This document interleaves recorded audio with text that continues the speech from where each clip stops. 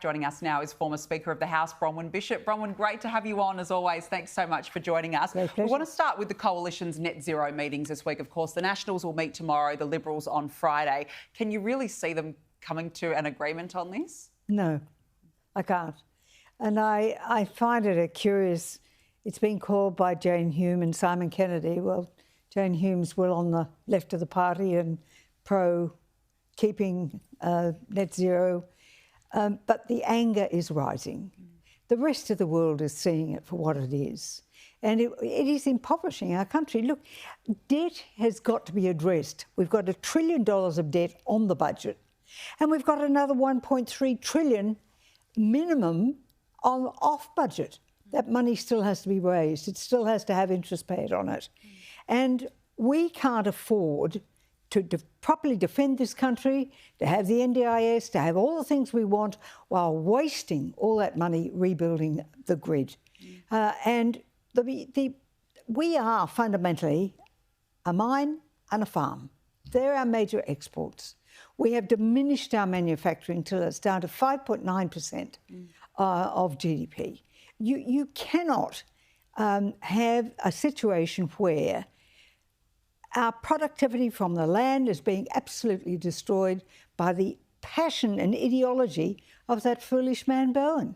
It is ridiculous. And Albanese seems to stand back and say, oh, not my problem. And yet that deal that he's just done on critical minerals all depends on having a proper set of policies which is going to allow dig, baby, dig, which of course is the Trump policy.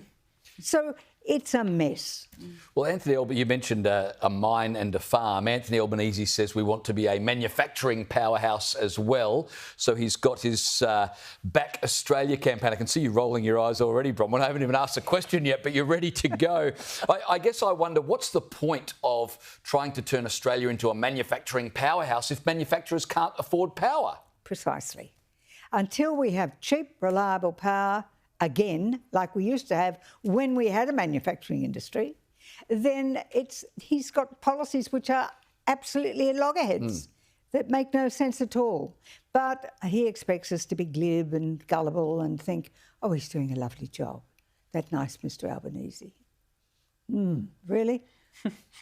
You know, the Liberal Party used to be known as the anti-socialist party. That's what its core inner was, to oppose collectivism.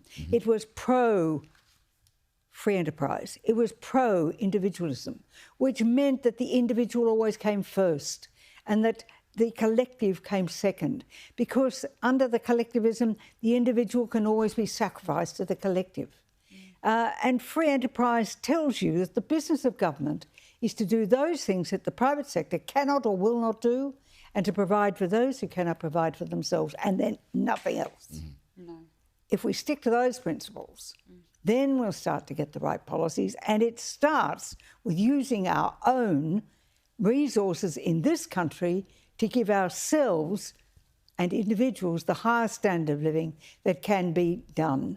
And that means abandoning the nonsense of the green dream, which has sent Western civilization into a spiral. And sending us broken backwards and power bills in the opposite direction. Absolutely. Bronwyn, the Prime Minister is in Malaysia this evening for the ASEAN Summit. Of course he is. He's trotting everywhere. And then he'll head to South Korea for APEC. Of course. What does he need to do on the world stage here? What should the Prime Minister be looking to achieve? What's good for Australia. But I'm afraid it's a nice little trip, isn't it? I like the way it's been couched, actually. We're in the summit season. We've got to go from summit to summit because why? Can't somebody else go? He's got problems back here that need to be dealt with. So he had a successful trip into the United States because of the timing and the whole things, raft of other things. But it's good for Australia that we got a good result. But all the spinning about Kevin Rudd is now starting to come to unwind rather badly. And the fact of the matter is, I think that Mr Trump today, the President, has made it quite clear that he doesn't forget that he will make, I think, Mr Rudd irrelevant. And I think Mr Rudd will have frustration grinding away within his very soul, and one day it might just explode again. Well, you mentioned Donald Trump never forgetting, what they've said about him. Does that cast even more doubt about whether Rudd should remain in Washington? He's not going to be moved, is he? Look, I've used 3 words about Kevin Rudd staying: should, could, will. The bottom line is he's best mates with Albanese. Albanese's not going to back down. He's there till, well, normally it'd be 3 years, but he's got 4 years, so he's there until before the next election. But I bet he's not there after that.